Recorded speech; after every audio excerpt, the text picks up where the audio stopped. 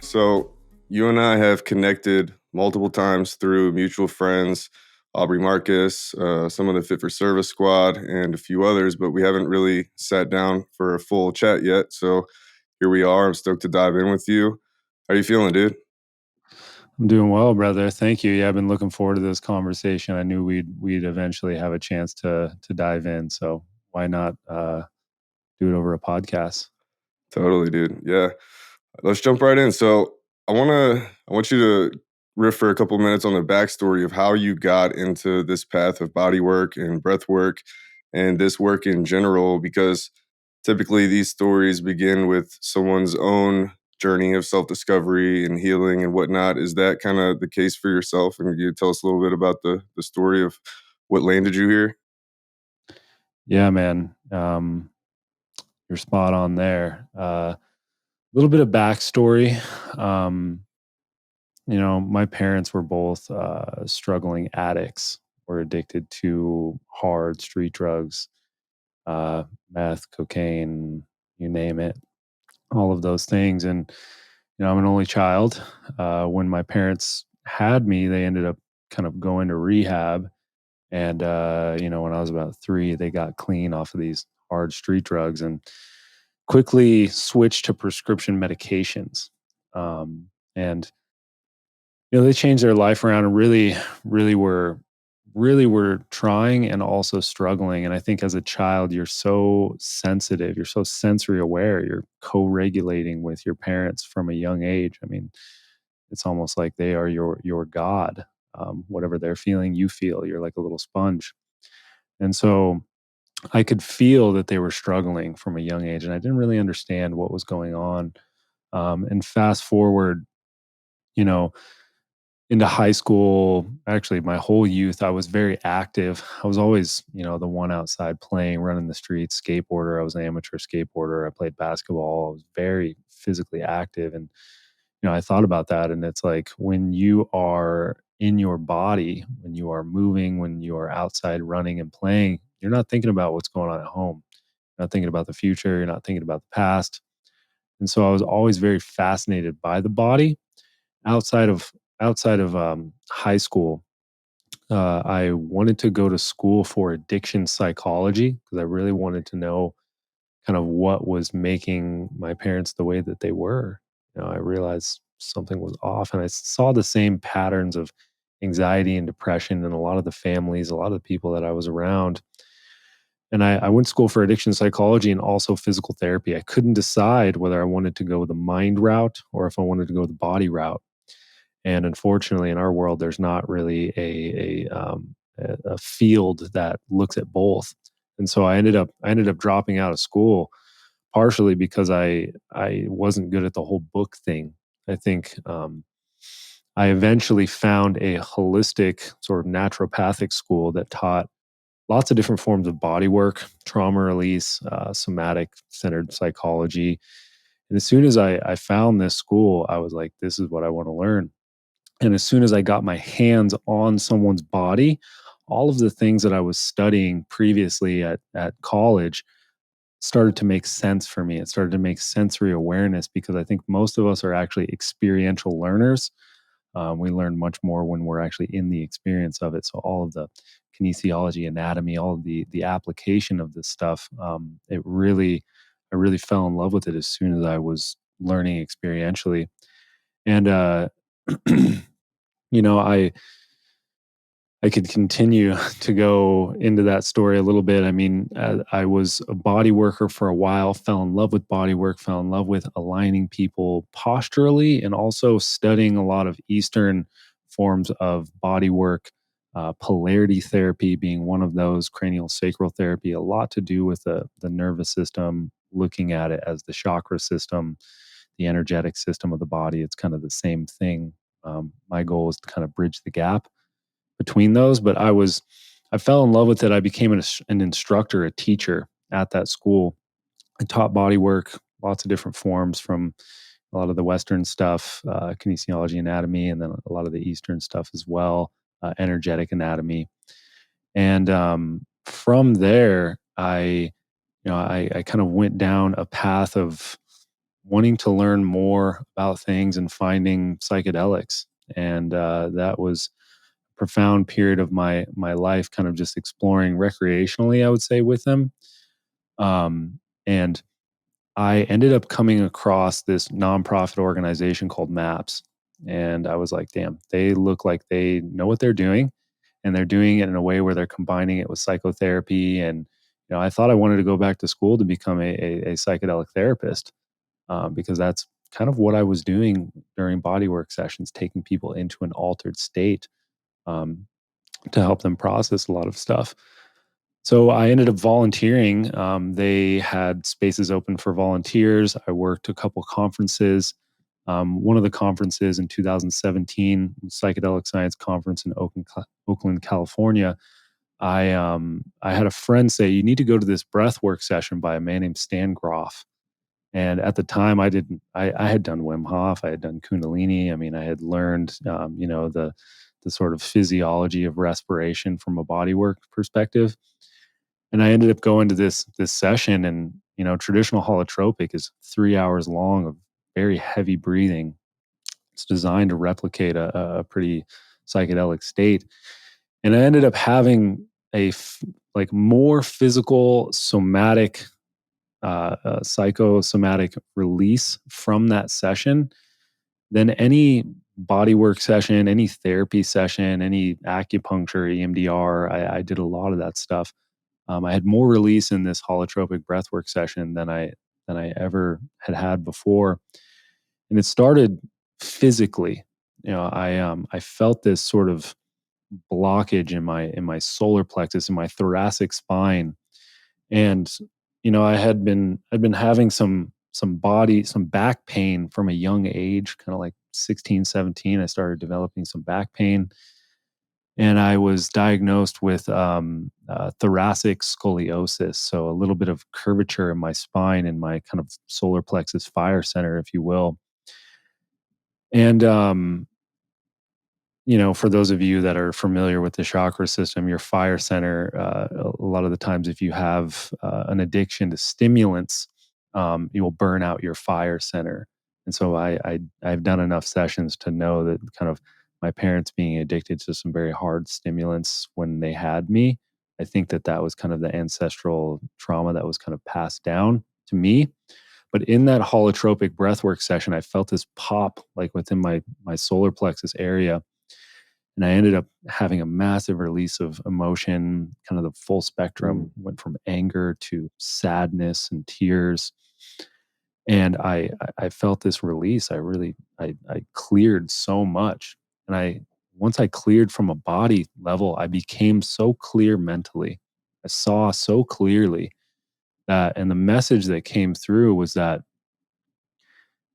all of these modalities that I have been studying, whether I'm a coach, a body worker, a trainer, a teacher, I'm actually a breath worker first, a body worker second. Because whether you know it or not, we're all breath workers because we are attuning to each other. And especially if you're working with another human in any sort of capacity, and that human is holding their breath, well, they're in a contracted state. And if their body is in a contracted state, whatever you're doing with them is not going to actually land. So I kind of went down this rabbit hole of okay, I'm working with the musculoskeletal system, physically aligning people. Well, people would come back with the same thing over and over and over again, and I'm like, this isn't really like long term wise. This actually isn't helping people fully. So what's controlling the musculoskeletal system? Well, that's the nervous system. Okay. So from my other studies, I'm like, okay, the nervous system is the energetic system, chakra system. You have nerve bundles at each of those different seven centers that control all of the muscular function, the glandular function, all along those different energy lines. So I'm like, well, shit, what's actually controlling the nervous system, the electrical system of the body? Well, it's actually your breath. And so I started studying lots of different breathwork modalities, and there's a multitude of different ones out there, and they all have kind of different schools of thought. But I started combining breathwork kind of before my bodywork sessions, along with some like guided verbal cueing as well. And And I saw much more transformation and a lot less work on my physical body, and sustainable change for people. And there's a lot more there, but that's kind of my backstory. Yeah. Yeah, there is a lot there. So I'm curious, let me backtrack to kind of the beginning of that. When you started delving into the psychedelic realm and then moving from that to discovering breath work and holotropic breathing, like, did you instantly see a similarity between the states of consciousness that could be achieved through the use of entheogens versus through holotropic breath work? My first time, before you answer that, my first time doing holotropic breath work was also my first breath work experience. It was about 10 years ago.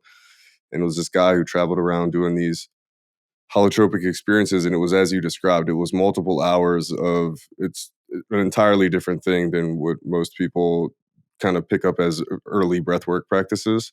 And Yeah. yeah, there were some unbelievably. I didn't know what to think going into it. I hadn't had the experience before. I was heavily experienced in theogenic use. And it was like, they were making these comparisons. And then all of a sudden, I'm in this session like 40 minutes in, and shit starts getting wild, dude. And like, there's people having these just like full cathartic experiences. I'm having like a full blown visionary experience, not even probably 40 minutes in. One lady, when we come back at the end of it, she was saying how she made direct contact with both of her dead parents, and she was like bawling her eyes out crying. And I was like, yo, holy shit, like this is some other shit. Like I did not expect it to be this caliber of profound. And I mean, I made this long-winded post about like, dude, like everybody who knows me knows I wouldn't say this lightly. Like this was, as profound as, you know, a an ayahuasca ceremony for some of the people there, like for Yeah. sure. And so did you make that connection quickly? Like, yo, this is like a similar profundity of a state of consciousness as psychedelics. Yeah, yeah, there's a lot there, and I can talk about why it brings up a lot of those, like, deep-seated emotions and why people might have those sort of, mm, profound insights, so in that altered state of consciousness. But for myself, yeah, I saw that the container that this breathwork session was being held in, it was very similar to a medicine journey. And for me, I was like, wow, I can reach this state and I don't necessarily have to ingest psilocybin or any other entheogens.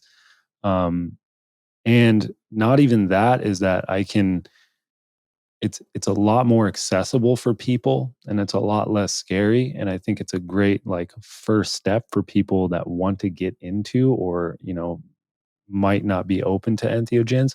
So Right. I saw the accessibility of it. Mhm. And I also saw the integration aspect of it being a lot very clear and very because anytime you ingest anything, whether it's ayahuasca, whether it's coffee, whether it's nicotine, all of those things are the things that are taking you for the ride. And whether that agenda is bad or good, I mean, ayahuasca has a very ancient agenda to it. Whether that agenda is bad or good, it doesn't really matter. But with breath work, there is no other agenda besides your own respiration. And if you break down the etymology of that, is to re-spirit, is to Right. respiral. Um, so I just was like, when I had that session, it was like I saw so fucking clearly. And after that, it was like, it was almost like immediate integration because I there was no come down really. Anything that came up for me was from me. It wasn't from any other thing or any other agenda. And so I felt like it was very clear. And I have seen that the integration from a breathwork session like that, although it can be a little intense sometimes, it usually can happen much quicker and much clearer. Mhm. I still love entheogens, and they have uh, made a profound impact in my life. I just don't think that everybody will be able to have access or is open to it. And so I see this as a Totally. much more accessible modality for the general population that can really allow them to go inside. Yeah, totally. That's a great answer. I'm very aligned with that viewpoint as well. There are people who just simply, and they might not even be the right candidates, especially for the kind of stronger or more serious entheogens like ayahuasca ceremonies or like 5-MeO DMT or some of the big boys. So a lot of people just simply aren't in the place for that and don't meet the criteria. People with complex PTSD and certain other forms of things that they have going on. The breath work seems to be harmless in that regard. I mean, have you ever seen anybody get any kind of negative experience that lasted from a breathwork session or It's hard to complications? know. Yeah, it's hard to place a bad or good on things like a negative. I've seen people have difficult experiences. Difficult meaning Right, like it was not something that they necessarily wanted to go into. I right. had this woman a couple months ago. She was a pain specialist doctor, and she was like, "I want to get a one-on-one session with you," and and I was like, I can't do that right now. You can come to my group session." And she showed up at the group session and and came up to me before the session even started and was started having kind of an anxiety attack. Things were probably Mm, already bubbling up for her before she even started the session. And like the beginning of the session, I told her, I was like, you're in control. That's the thing about breath work. There's nothing else that's taking you for the ride. If you want, you can slow it down. You can speed it up. You can go deeper if you want. You can come out of it if you want. And she just did not want to go inward. Her eyes were open the whole time. Um, and I thought I was going to have to walk her out. Like she did not look like she was like kind of having a little bit of a panic attack. And I had to keep going over to her just to make her feel safe and let her know it's okay to go inward. And she ended up sharing at the end.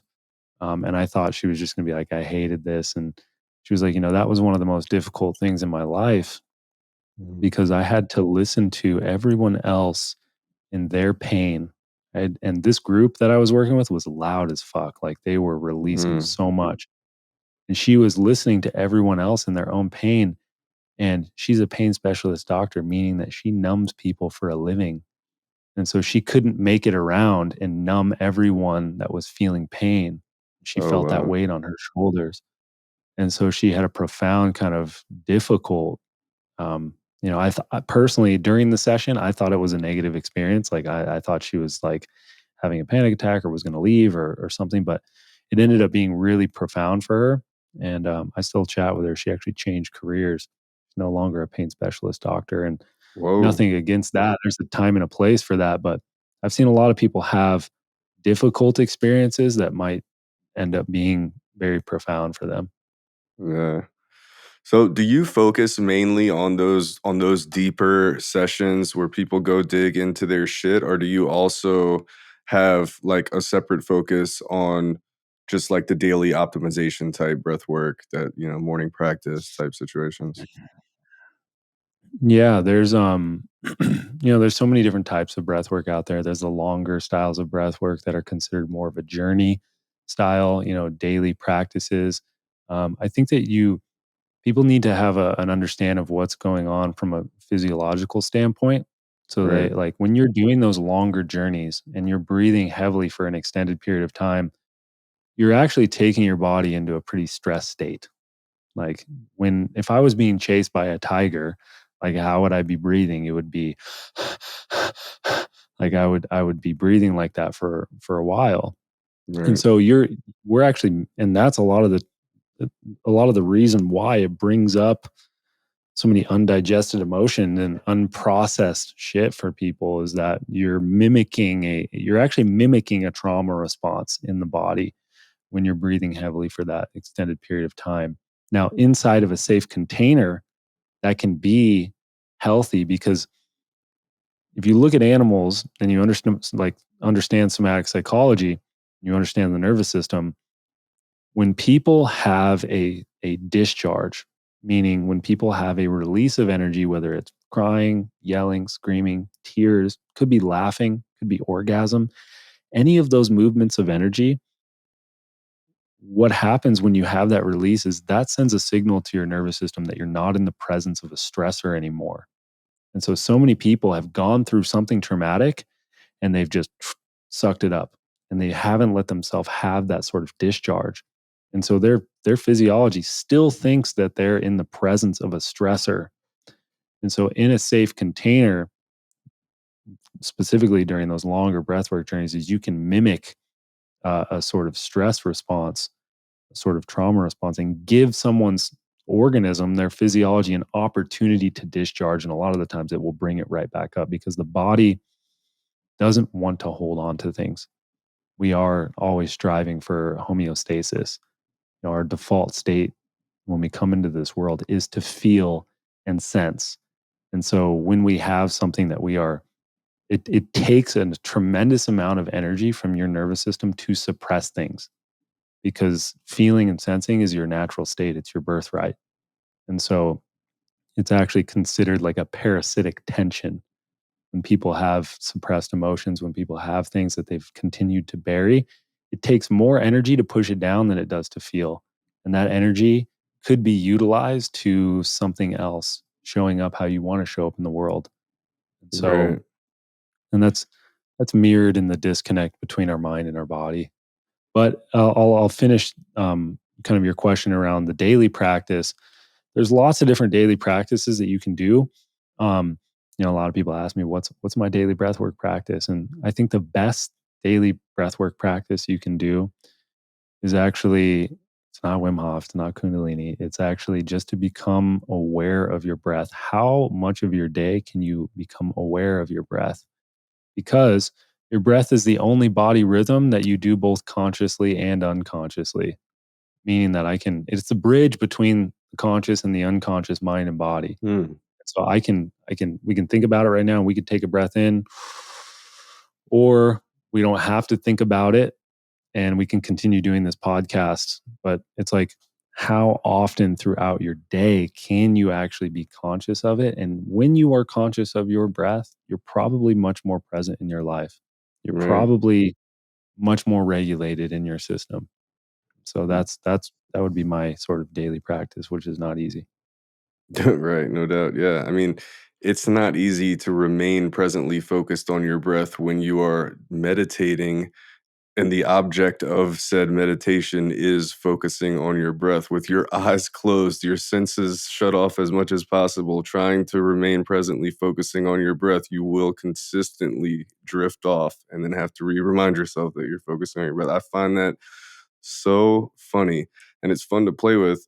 I've been doing this specific type of meditation called TWIM lately, Tranquil Wisdom Insight Meditation. I don't know if you're familiar, but it passes through these 8 stages of consciousness called jhanas. Each one kind of has a different characteristic to it. It's a really interesting meditation, actually, because it's one of the only things clinically demonstrated to activate the internal dopaminergic reward system without an external cue at all. Like typically, you need something external from yourself to activate that circuitry.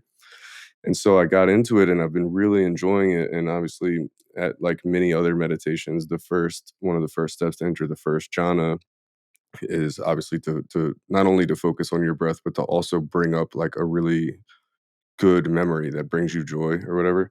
And so just trying to remain focused on your breath with your eyes closed, everything shut off, you still like I've been doing it for a while now and I've been doing other meditations for a much longer time and I still can't last more than maybe 30 seconds, 45 seconds without getting distracted at least once and then totally forgetting what I'm doing. And then coming back to my breath and reminding myself, oh shit, I'm supposed to be being present. Shit. And damn, I'm on my breath and then another 30 seconds. So here goes another cloud of a thought that just passed by. It's like, God, it's crazy, dude. But yeah, no, Yeah. I really appreciate that. And to your point, it's like as a society, particularly here in the West, we're so out of touch with our nervous systems and the level of control that we actually do have over them if you take that control consciously. And because we're so out of touch with that, like biological, psychological, physiological fact that we have this level of control over our nervous systems, we way too often tend to let our nervous systems control us rather than controlling them. So through the breath, we can choose how to activate which portion of our nervous systems at any moment. And I wanted to hear your thoughts on the different modalities and breathwork techniques activating the parasympathetic versus the sympathetic nervous systems, respectively. So you want to dive in on kind of what techniques and just kind of how we can use these different aspects of our nervous system to help us with a healthy stress response, anxiety, and just overall optimize our well-being, etc. Yeah. Yeah, absolutely. Um, First off, yeah, I think you said a key word there that was stress response. Um, we need to have an understanding, and Socrates says the wisdom begins at the definition of terms. And I think a lot of us we don't Mm, actually know what words mean. We got to redefine some stuff. And when we look at no doubt. trauma and stress, um, we think it's this shit that's happening to us. We got all the traumatic experience or a stressful experience, but it's actually a response. Like the stress isn't the thing that's happening to you. It's what's happening inside of you based on the thing that's happening to you. And it's subjective, based on my level of resilience and based on my nature and nurture, like how the patterns that were passed down to me from my ancestry, and also my experiences that have shaped me. And so it's a subjective experience, and it's the response that's happening inside of us, from the outside response. And so, um, when we look at breath work specifically, uh, uh, whatever type of breath work you're doing, I'm just going to share one kind of physiological rule that you can base all these different breath works off of. And that is that if you are elongating your inhale for when you are doing breath work, you are sending your body into a sympathetic state. And so if I'm breathing, if I'm elongating my inhale, I'm sending my body into a sympathetic state, which sympathetic state means you are active, fight or flight. What's happening inside of your physiology is you are pumping blood to your extremities. You're shutting off like digestive and reparative functions. You're heightening your senses to be able to like go and do shit. Um, when we elongate our exhale, it sends us into a parasympathetic state. And so if we focus on our exhales, it'll send us into a relaxed state. And what's happening there is your body's drawing in all of its energy, all blood resources to the gut mostly, because it takes a tremendous amount of energy to digest our food and to repair on a cellular level. So none of those are bad or good. It's all just what you want to do. And so if I'm feeling like lazy or tired, like I can do some sympathetic breathing. If I'm feeling like I need to relax myself, I can start to elongate my exhale and send myself into a parasympathetic state. So, but knowing, like, first off, you have to know where you're at. You have to know, like, where am I at right now? And then inside of that duality, like I can kind of give myself what I need. Um, but and I see this all over Instagram is like a lot of people think a regulated nervous system is one that's just like calm all the time, meditative. A regulated nervous system has choice. Mm, Health is the ability to choose. Like I can fucking turn it on right now and I can go do a workout, or I can expend my energy and stay focused and like really put it into something, or and then I can shut it off. And when I'm done, I can relax. And most of us get stuck. We get stuck in between. We get stuck in like going and doing mode and have a hard time shutting it off. Or we get stuck in like laziness, lethargy, and have a hard time turning it on. And that would be the definition of dysregulation, meaning that you get stuck easily in one of those places. And a healthy nervous system can fluctuate. A healthy regulated system can fluctuate in between those. Um, and a lot of the times, most of us have quite dysregulated nervous systems. I mean, for myself, I know my default state is like I spend a lot of time in sympathetic, like I'm a goer, I'm a doer, and I have a hard time shutting it off. What happens is we get flung to the other side. Like if we spend too much time in sympathetic and we don't spend time in the other side, we will get put in like what I call a forced timeout. A lot of times you'll get sick or you'll get injured, or you know if you're spending so much time in the sympathetic state, you'll start to feel like a level of anxiety, and you'll eventually burn yourself out. And then you'll get flung to the other side. A lot of times you'll get depressed, and then you'll be in that depressed state. And then when you're in that depressed state, you start to feel like, fuck, I got to do something with my life. And you feel the energy bubbling up, and then you get flung to the other side. And Right. so a lot of people are spending this like ping pong back and forth where they don't have choice. Health is the ability to choose. Right. 100%. I love that, dude. I've never heard that said that way. Um, which leads me to something else too, like you were talking about regarding what was that Socrates quote? Yeah, wisdom begins at the definition of terms. Right. And so that brings me came up for me for that is like, I hear you and a lot of other people talk about integration a lot. And I feel like Mhm. because of like just the really heavy meaning of that word and it's such a broad kind Yeah. of general thing, like I think it's really important to define that term in and of itself in this movement where that word can sometimes feel like it's becoming cliche or it's just vague and like maybe poorly understood. So like how would you, in terms of not just breath work, but yeah, maybe breath work focused, but as it pertains to psychedelics as well, like how do you view that process and like maybe what are some go-to parameters and tips that you can give people in that tip? Yeah, absolutely. I think that that term is thrown around, and I don't think we understand it. Mhm. Um, and so, from a somatic perspective, and from a integration, just means healing. Integration just means connecting parts of myself. And Mhm. so you're actually integrating when you are doing when you are having an entheogenic experience, or when you are in a breathwork session, you are probably connecting to parts of yourself that you've cut off. You're probably connecting to emotions that you haven't been letting yourself feel. And so that's just an integration of part of you. And so integration just means that I'm reconnecting parts of myself. And I remember when I was at MAPS, they were doing studies, brain scans.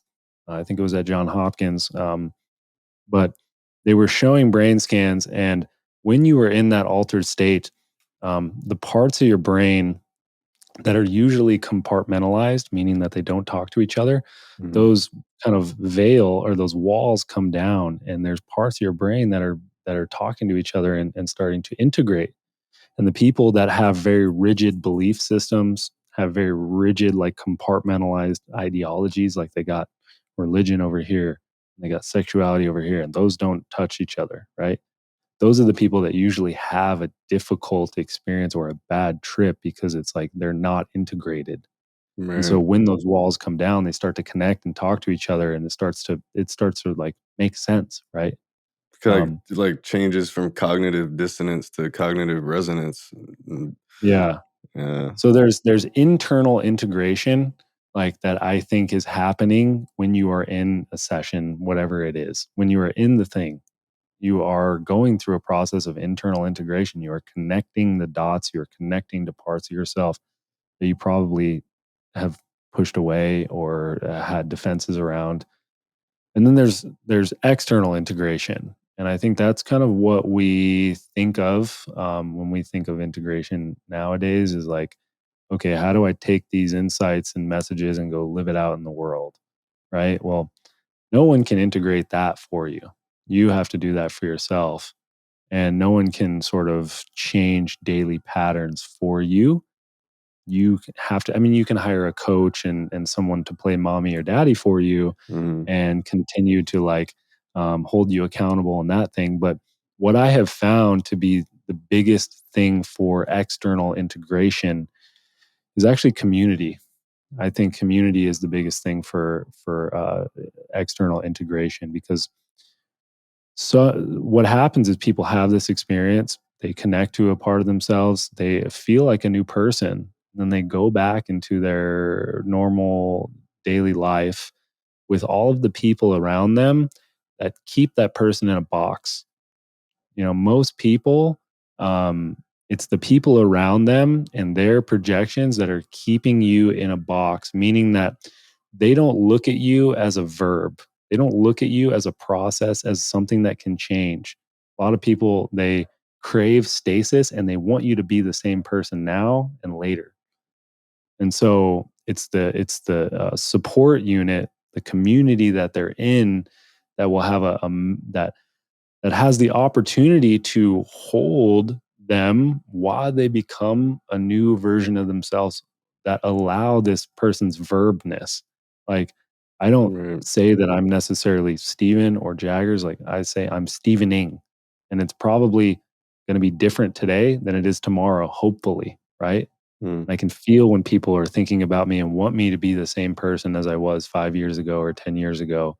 So I've had to change community. And I've seen that that's, in my opinion, that's the biggest factor on external integration is the environment that you're putting yourself in. Right. Yeah. Yeah, I totally agree with the community standpoint, and something came up that I wanted to ask you during that. Are we aware of breath work itself? I'm just curious, being utilized in a similar fashion by any ancient civilizations or indigenous cultures? Do you know of any? I know that, there are places all over the world where entheogenic plants are native to, and there's a Right. few places where they are not, such as like Antarctica. And like the Inuit people that would use syncopated drum rhythms to kind of get into an altered state, and actually using breath with that. There's been studies that they actually utilize breathing with the drum Mhm. to mimic that altered state. Um, Obviously, there's a lot of Eastern understandings. I mean, a lot of Eastern understands they look at breath as your chi, your prana, Right. your life force, and they understand that that's controlling your life force. Well, why? Because it's controlling your energy system. And so I think that there's been cultures that, and we don't. I haven't done enough studies specifically around it, but there's plenty of signs that show um, that people were. I mean, yoga was developed as a modality to help people sit in meditation for longer, and breath work was probably one of the main things beyond like even just like a physical asana practice. It's breath work combined with um, physical posturing of your antenna to be able to tune into different things. Um, but I mean, it's people have understood that it controls your system for a long time. Yeah. Yeah, that's interesting. I wonder if they, because I've just personally never come across information regarding in the the distant past, people using it or any information pointing towards it being done in a controlled manner the way that it is now to induce these deeply altered states without the use of entheogens. Obviously tons of these cultures were using entheogenic plants and fungi, and I Yeah, would be really curious to know if they knew about this, because as you were talking about earlier, dude, I mean, the world could be a different place, whether it's breath work or whether it's something else or anything that just really kind of shifted the overall consensus that we need something external in order to calm our nervous systems, or rather have control over our nervous systems, because obviously a lot of the problems that seem to be manifest, particularly in the West, are the result of dysregulated nervous systems. Like so many things, even on top of just like the general terms, anxiety and depression or whatever, could be probably a lot of physiological processes as well regarding blood pressure and other things like that could probably come under a lot greater control consciously if people understood, again, whether it was breath work or some other modality, that you can take control of your nervous system. And that's why I was stoked to sit down and have this conversation with you, because I've had numerous guests on here talking about the deep aspects of the mind and psychology and understanding that. And that's why I wanted to dive in with you specifically about understanding the role that the body plays kind of as the second mind per se, and how important it is to the proper functioning of the mind. And obviously, I'm a yeah, huge advocate of the framework provided by the Law of One material. And one of my favorite parts of that framework is the way that it describes the human vehicle as a mind, body, spirit complex. And the stress on that term is that one is not more important than the other in any way, shape, or form. And that there is an interplay that is unavoidable between all three of these things. And it's like a chicken or the egg situation. So it's like the way that you regulate your nervous system physiologically within your body plays a huge role as to how easy it is for you to regulate your mental processes as well, and vice versa. And then both of these Mhm. things have an interplay with kind of the overall measurement that we could call like spirit or whatever, you know. And so it's really important to recognize, and I appreciate the level at which you recognize that there's an intelligence within the body that plays a much larger role in every moment of every waking minute of our lives than we tend to give it credit for, because we're always focused on some type of external solution or some type of psychological ailment that's causing issues, or some type of external problem that's causing a problem in the first place, rather than like kind of zoning in on the notion that we can happen to ourselves just as much as anything else can happen to us, right? Like consciously. So I just really appreciate the understanding and wish that it was more widespread about this mind body spirit complex terminology, and Yeah. how important it is to understand how big of a role the body's playing in all this. Yeah. Absolutely, man. You cannot separate them. Right. Even if you take the word somatic or the root word of that soma, it means a person's living wholeness. It doesn't just mean body. It means mind, body, spirit complex. And so I had a I had a person ask me the other day, do you believe that there's like a war on our, like a spiritual war that's going on, like, or a war against our minds? And I'm like, well, you could say yes, but I think it's more of a war on our body, because you experience you experience spirit through the flesh. Like, you experience love through the flesh. Every experience that you have is through the body. You experience everything through your body. The body is the temple, and the temple is where you worship. And we become a culture that is so mentally dominant that we look at the body as something that we just have to, like, I gotta go shower it. I gotta put some food in it, Right. all of these different things. And so we become a top down culture, meaning that, like, we start in the head, we live in the head, and then we move from that place where we've actually really forgotten, like, that we are a biological entity, that we're a fucking animal. And we've forgotten that a lot of these animalistic processes, it's taken thousands, probably millions of years to cultivate your nervous system and the patterns that it uses to keep you alive. And so you're not just your chronological age. Like, I'm not just 31. I am actually ancient, because my body came out of my mom and she came out of her mom, and so on and so on and so on. And there's patterns that are passed down. And so we have kind of bred that out of our culture, and we have labeled the mind sort of our king. And if you look at our bodies, and if you look at our vessel, we are animals first, we are mental beings second. I'm not gonna go spirit yet, but um, we are a bottom up process first. If you just look at what happens when something stressful happens to you, like, say someone were to break into your house right now, well, you would have an instinctual response first. That would happen like that. You would either want to fight this person, you would want to run from this person, you'd freeze, whatever. And that's not happening in your mind, because if it happened in your mind, it would be too late. You don't have time to think about it. So it's that autonomic nervous system. So we have an instinctual response first, and then after, our body starts to produce this chemical cocktail of glandular secretions, and we'd probably feel an emotion, like we'd feel fear or we feel courage, like we're going to take this person out. And that's still not happening in our mind.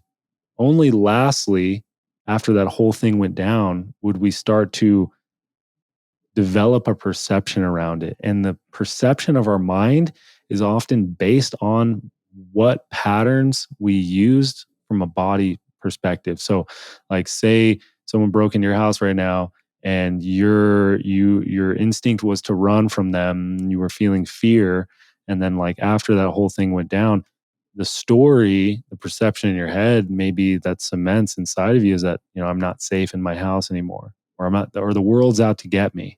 Mm. Or maybe, your instinct was to, like, fuck this person up and take them out. and you felt like this amount of courage and like adrenaline, and then maybe you took this person out, and maybe the story that's running in your head is like, I'm a badass now, right? But the perception usually follows what patterns happen and what things happen on an instinctual and an emotional level first. And so specifically when you're trying to work with somebody, people don't just wake up in the morning and say, I think I'm going to have limited thoughts today. People don't just choose to think limitedly. A lot of the times those limited thoughts are based on the state of your body. And so if you are stuck in a contracted state, if you are stuck in a fight or flight state, you're going to be picking up on contracted ideas because your body, your vessel is an antenna. And the state of that antenna is going to be what it's tuning into.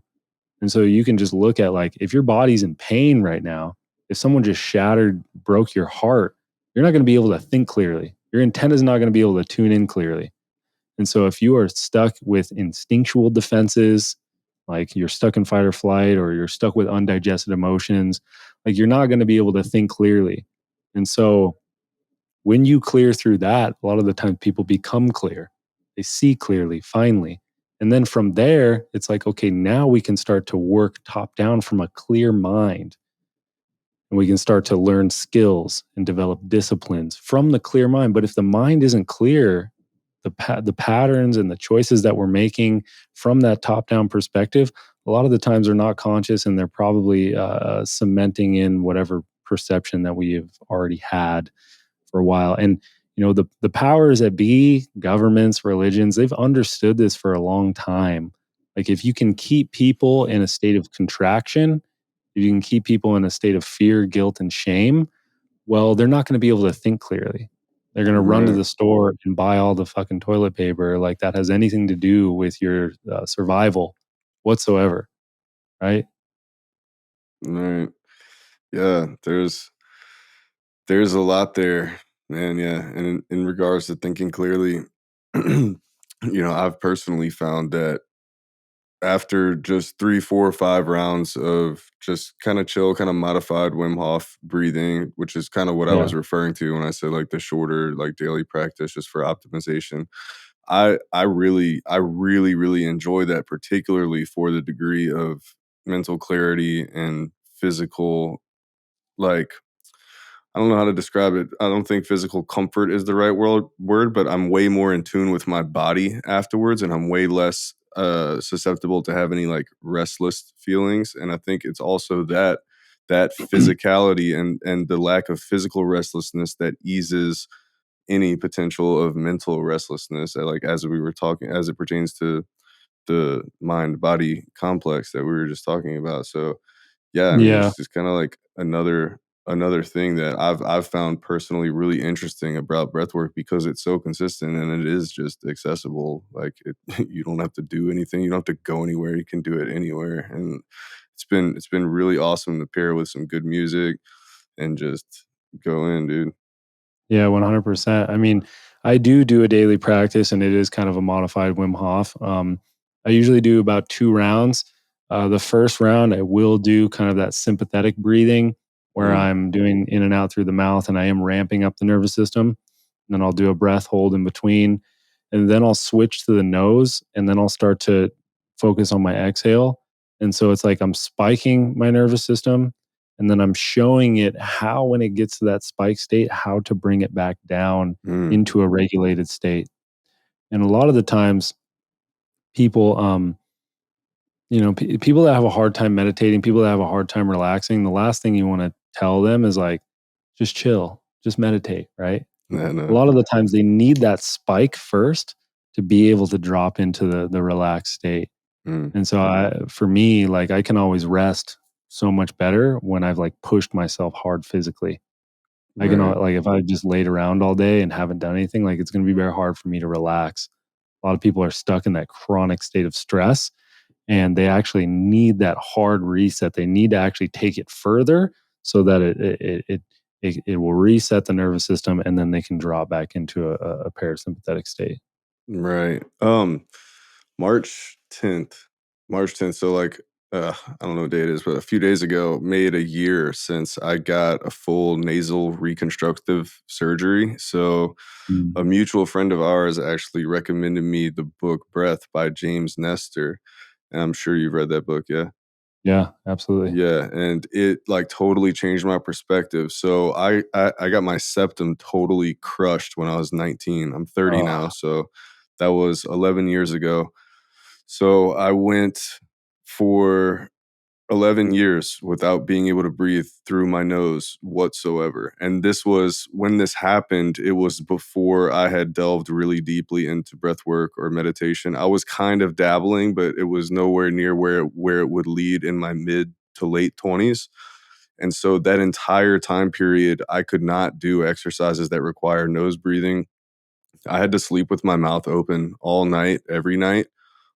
Like if my mouth closed while I was sleeping, I would start having some kind of fucked up dream about suffocating, or I mean, dude, I've been yeah, like hanged, just like the craziest dreams to make me wake up, dreams that like implied that I couldn't breathe, you know? And so anyway, I read that book and I was just reading about mouth breathing versus nose breathing as it pertains to just waking life and just like and it just really made me take the steps that I needed to do to go get surgery. So I went and I mean, dude, I can't even explain like the caliber of just didn't know what I was missing out on after so long. It's just like yeah.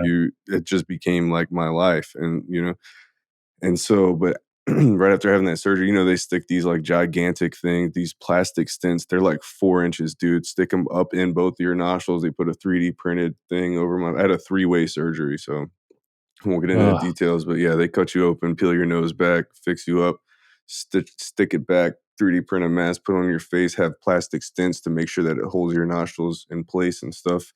So for a week, I had that, and it was like worse than ever because I had these things in my nose.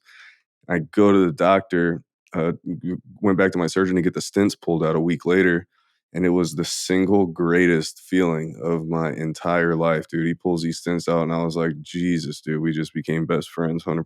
And like, he was like, pulled it out, and he's like, all calm. It's a little calm, collected surgeon guy. He's like, breathe. And I was like, I took that first nose breath in 11 years, dude. And I was like, wow. damn, I was better than any drug I've ever taken for sure. And Yeah, yeah, so since then I've been able to finally incorporate like different like breath of fire and different techniques that really require like rapid nose breathing and just like your regular kind of run of the mill breath work where in through the nose, out through the mouth, whatever, and just meditative practices that require that. And it has been just such an absolute game changer. I cannot believe that I went 11 years without being. I had 90% obstruction on this side and 100 on this side. So if I like really like hard as I could get a little air in here. But yeah, there was nothing otherwise, and it was crazy. But that book just really kind of, if you're interested, anybody's listening, if you're interested in just kind of understanding some of the physiological differences between long-term mouth breathing, nose breathing, and all kind of other stuff about breathing in general, highly recommend that book. It made me go yeah. get surgery. But yeah, figured I'd share that. It's been crazy. I'm all healed up now. It took a while. They say it takes about a year for all the inflammation to go down. I just hit a year last week. So, but it's been, dude, life changing to be able to sleep just with my mouth closed. Something that I assume everyone else takes for granted at this point. But like, Yeah, uh, you got your life back, man. It was probably that yeah, first breath was like you actually, like, got life force back running through you, and, mm, your nose, you have a nose for a reason, right? If we didn't have a nose, we'd be breathing through our mouth, but your nose, when you breathe through your nose, it naturally elongates your inhale and exhale, mm, and so it keeps you kind of in that parasympathetic state.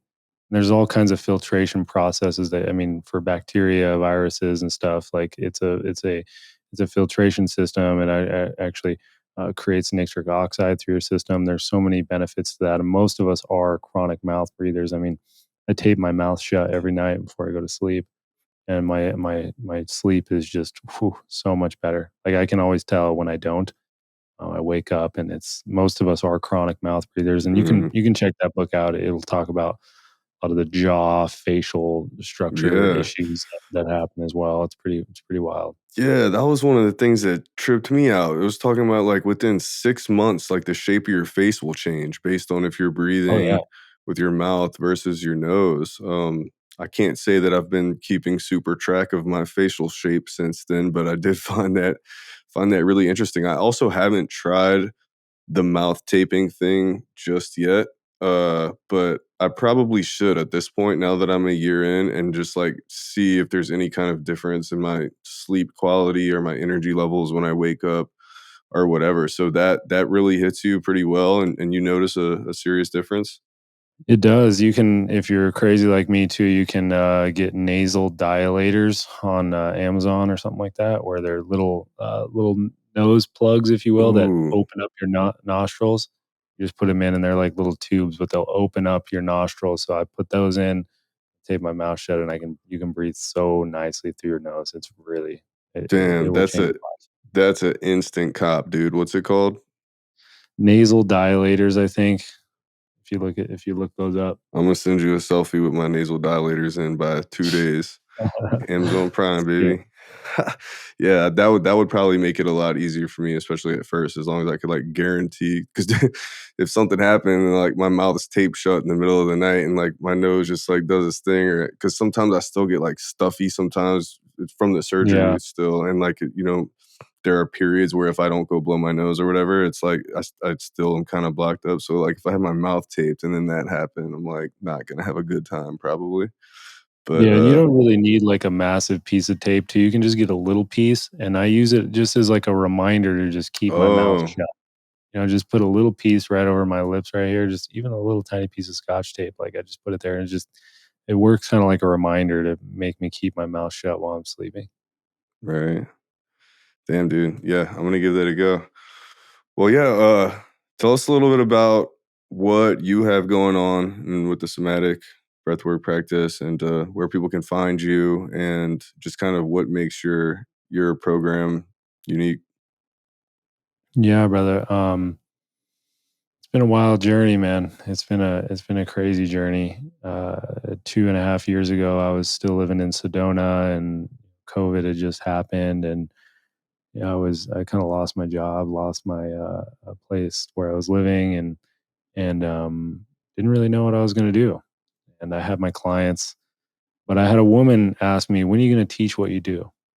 And I was like, I miss teaching, and that was a part that really lit me up. And I took 2.5 months and kind of just birthed a protocol of what is now somatic breathwork. And I had my first couple trainings out of my house with like 6 people, and then it grew to 12 people outside of my house, 20 people, and now we have around 800 practitioners worldwide on almost Wow. every continent, doing holding sessions in a multitude of different languages. We have PhD psychologists, we have chiropractors, physical therapists, we have yoga teachers, coaches, you name it, because we're all breath workers.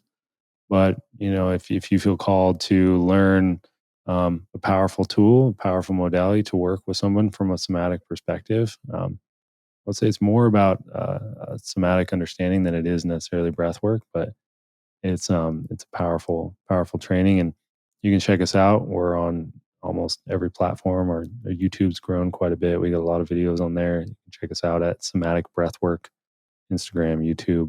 You can connect with me at Jaggers Jr. On Instagram. That's probably where I'm the most active. Nice, dude. Hell yeah. Well, yeah, man. Congratulations so much on putting that together, birthing that into the world, getting so many people involved in such a helpful practice. And yeah, dude, I really appreciate your time sitting down. It's been nice to connect and finally link and have a good chat. So this feels complete, and I really appreciate you and look forward to connecting further. Yeah, thank you, brother. I'm looking forward to doing another one soon. Thanks for having me. Likewise, totally. Talk to you soon.